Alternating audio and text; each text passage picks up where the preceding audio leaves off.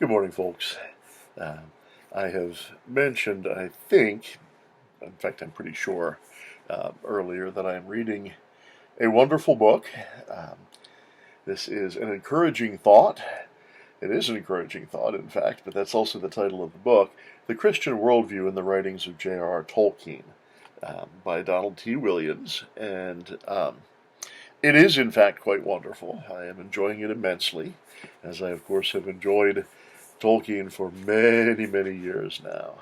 I read him first back in 1977 while my father was in the hospital after first it hit, well, on the second two, I think, if I remember correctly, of his heart attacks. So I have had a long walk with Professor Tolkien through my life and um, realized early on that there was more going on there than just a wonderful story, although it certainly was that as well. Um, I commend this, I really do, to anyone who likes Tolkien, as well as pretty much to any Christian, particularly any Christian who is aware of or has read Tolkien's books. There are a lot of passages in here that I could quote, and I may post other ones later, but I did want to read this section. Tolkien and the Elves. I'm not going to read the whole thing, but I am pardon me, going to read what I guess you could say is a representative selection, um, to wit. The Elves. Frosty starlight on a moonless night, the dancing feet and costly love of Luthien to Nuviel.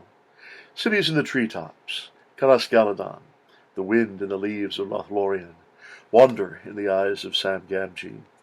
Memories stretching back to days when the world was younger and greener. Wisdom on the brow of Elrond or Galadriel. The last homely house west of the mountains. Ancient blades wrought with runes strong for the destruction of evil. Arwen Ondomiel, the even star of her people. The fair faces, the grey eyes, the clear voices lifted in song. The three rings unsullied by Sauron, and always heard as from afar the sound of the sea. It is significant that the elves are there. Most men and hobbits have never met one. I have not, at least not for certain. But we know that they are there in the woods, and the world is a stranger, deeper, brighter place for that knowledge. But far more significant than the fact that they are there is the fact that the elves are leaving.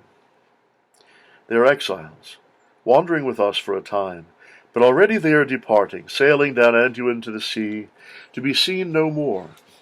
Already our paths are sundered, and the reunion, if there is to be one, is beyond the unmaking of the world. I remember another passage from Tolkien where, before the quest has ever departed, Sam is talking to some friends in a pub, and he says, almost chanting, they are sailing, sailing, sailing into the west and leaving us.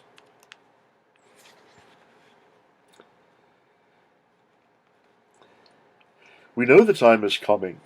We hope it will not be in our lifetime, but we know it is inevitable and may indeed be already upon us, when the last ship will set sail from the grey havens.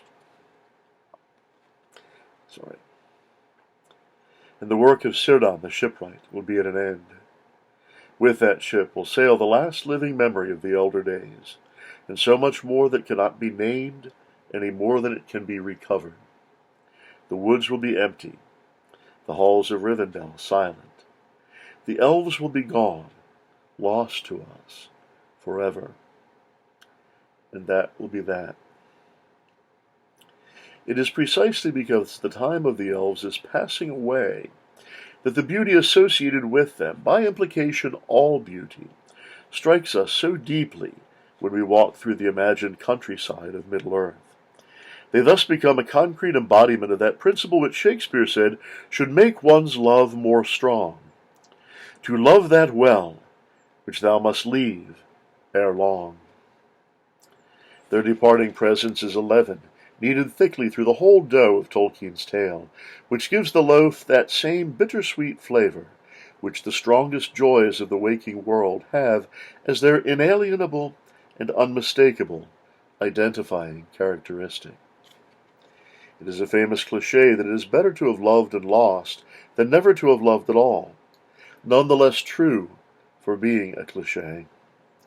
But it is an even more basic truth that, in this present world, to love is to lose. We may love for a long time, and perhaps be faithful even unto death, but the shadow of our mortality lies over everything we see, everything we do, everyone we know. The sunset fades, the symphony ends, the book must be put down, the wife or husband dies. Even memories do not last forever.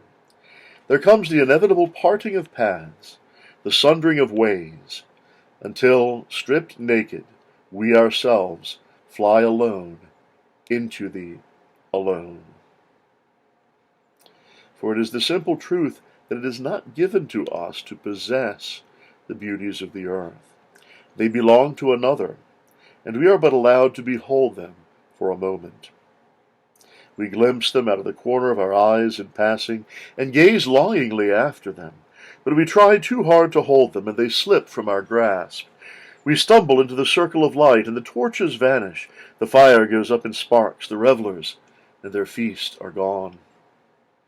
Then we hear the singing and see the lights again, off yonder through the trees, leading us we know not whither. We only know that we are doomed to seek and never to possess. This is the burden of time, the apostle mentioned, under which we walk, subject to vanity, the bondage of corruption, and beneath it we groan and travail along with the whole cosmos, awaiting our redemption. The words of the fisherman, all flesh is grass, and all the glory of man is as the flower of grass. The grass withereth, and the flower thereof falleth away. The elves depart from Middle-earth. Only the word of the Lord abides forever.